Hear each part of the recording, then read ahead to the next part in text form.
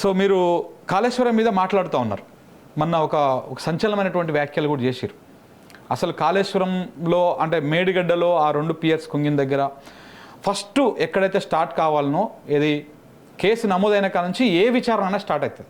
ఇప్పుడు మీరు పోలీస్ ఆఫీసర్గా ఎస్పీగా పనిచేస్తారు, ఐఏఎస్ ఐపీఎస్ ఆఫీసరు. సో కాబట్టి దాన్ని మీరు బాగా స్ట్రెస్ చేసి మాట్లాడారు. అది అలా ఉంచితే ఇప్పుడు దీన్ని సిబిఐకి అప్పచెప్పారు. మరి సిబిఐ అయినా మీరు చెప్పినటువంటి మహదేవ్పూర్ పిఎస్లో నమోదైన కేసు కా నుంచి విచారణ చేస్తుందా, లేకపోతే జస్టిస్ పిసి ఘోష్ గారు చేసినట్టు, విజిలెన్స్ కమిషన్ చేసినట్టు, ఎన్డీఎస్ఏ దాన్ని అసలు పరిగణలోకి తీసుకున్నట్టుగా ఎక్కడి నుంచి విచారణ చేసేటువంటి అవకాశం ఉంది? అసలు సిబిఐకి దీన్ని అప్పచెప్పడాన్ని మీరు ఎట్లా చూస్తారు? నిజంగా సిబిఐ డైరెక్టర్ ఎవరైతే ఉన్నారో ఆయన స్వతంత్రంగా వివరిస్తే కేసు తీసుకోడు. సిబిఐ డైరెక్టరు ఒకవేళ తీసుకున్నాడు అంటే మాత్రం అది కేవలం రాజకీయ ఒత్తిళ్ళ వల్లనే తీసుకుంటాడు. రెండోది, మీరు అన్నట్టుగా మహదేవ్పూర్లో రిజిస్టర్ అయిన పోలీస్ కేసును సిబిఐ ఇన్వెస్టిగేట్ చేయనివ్వరు. ఇది రాజకీయ ప్రయోజనాల కోసమే బీఆర్ఎస్ పార్టీని తెలంగాణ ప్రజలకు దూరం చేయాలి.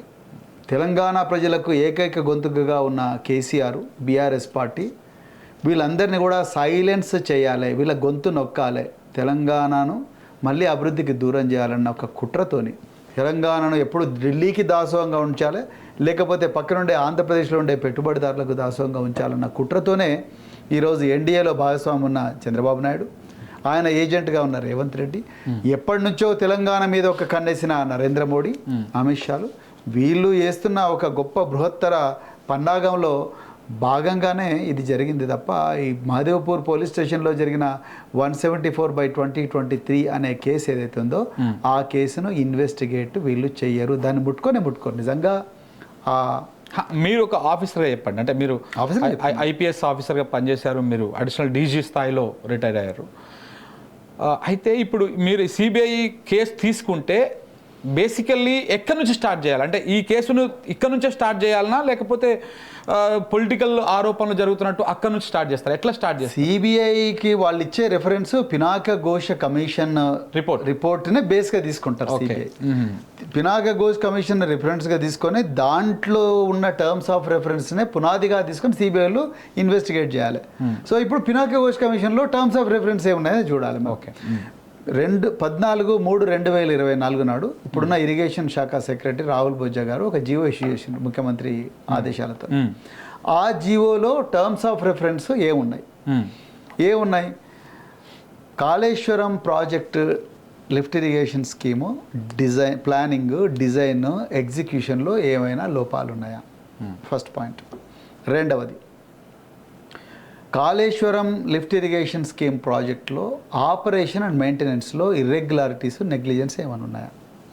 మూడవది, ఇక్కడ ఉన్న కాంట్రాక్టర్లు ఈ ప్రాజెక్టును ఎగ్జిక్యూట్ చేసేటప్పుడు ఏమైనా ఇర్రెగ్యులారిటీస్ కానీ అవతవకలకు పాల్పడ్డరా? నాలుగవది, ఈ కాంట్రాక్టర్లను ఎవరైనా ఇన్ఫ్లుయెన్స్ చేసిండ్రా, వీళ్ళు ఎవరికైనా డబ్బులు అప్పచెప్పిండ్రా, వీళ్ళు ఏమైనా అవినీతికి పాల్పడ్డరా? రైట్. ఐదవది, ఇందులో ఏమైనా పబ్లిక్ అఫీషియల్స్ వీళ్ళే కాకుండా కనిపించే ప్రభుత్వ అధికారులే కాకుండా ఇంకెవరైనా రాజ్యాంగేతర శక్తులు కానీ ఇంటర్ఫియర్ అయినరా అనే దాని మీదనే ఈ టర్మ్స్ ఆఫ్ రెఫరెన్స్ ఉంది. అసలు కాళేశ్వరం చర్చలోకి ఎందుకు వచ్చింది? ప్రశాంతంగా శ్రీరామ్ సాగర్ చర్చలోకి వస్తలేదు, మిడ్ మానేర్ చర్చలోకి వస్తలేదు, శ్రీరామ్ సాగర్ వస్తలేదు, లోయర్ మానేర్ డ్యామ్ వస్తలేదు, జూరాల ప్రాజెక్ట్ వస్తలేదు, పాలమూరు రంగారెడ్డి ఎత్తిపోతల వస్తలేదు. కాళేశ్వరం ఎందుకు వచ్చింది? కాళేశ్వరము 2023లో అక్టోబర్ 21వ తారీఖు నాడు ఒక్క pillar number 20 of block number 7 కుంగిపోయిందన్న వార్త వచ్చింది. అప్పటి నుంచే కాళేశ్వరం అనేది ఇంకా విపరీతంగా తెలంగాణ రాజకీయాల్లో ఒక చర్చనీయాంశం అయింది. ఆ చర్చనీయాంశం ఎందుకైంది? పిల్లర్ నెంబర్ 20 కుంగిపోయింది. పిల్లర్ నెంబర్ 20 ఎందుకు కుంగిపోయింది అనే ప్రశ్న పీసీ ఘోష్ కమిషన్ కేసు ఉంటే దాని ఆన్సర్ వేరే వచ్చి ఉండేది. పీసీ ఘోష్ కమిషన్ వేయడంలో ప్రధానమైన ఉద్దేశం ఏంటంటే అసలు యాక్సిడెంట్ ఎట్లా జరిగింది అనేది, యాక్సిడెంట్ ఆ సంఘటన ఎట్లా జరిగింది అనేది పక్కకు పెట్టి కేసీఆర్ గారిని ఆనాడు అధికారంలో ఉన్న బీఆర్ఎస్ను స్పష్టంగా ప్రణాళికాబద్ధంగా ఏ విధంగా బురద జల్లాలి, బదనామం చేయాలి, అవసరం అనుకుంటే జైలు కూడా పంపించాలి, బీఆర్ఎస్ పార్టీని ఖతం చేయాలి, ఈ ప్రాంతీయ పార్టీ ఉండొద్దు అన్న కుట్రతోని తెలంగాణ ప్రజలు ఎక్కువ ఎగురుతున్నారు తెలంగాణ వచ్చినప్పటి నుంచి. వీళ్ళు బీఆర్ఎస్ పార్టీ ఉన్నంత కాలం తెలంగాణ మనం దోపిడీ చేయలేము, గోదావరి జలాలను మనం పూర్తిగా వాడుకోలేము, ప్రతిసారి కూడా అడ్డం వస్తున్నారు. ఆ అడ్డును తొలగించుకోవాలనే కుట్రలో భాగంగానే ఇది జరిగింది.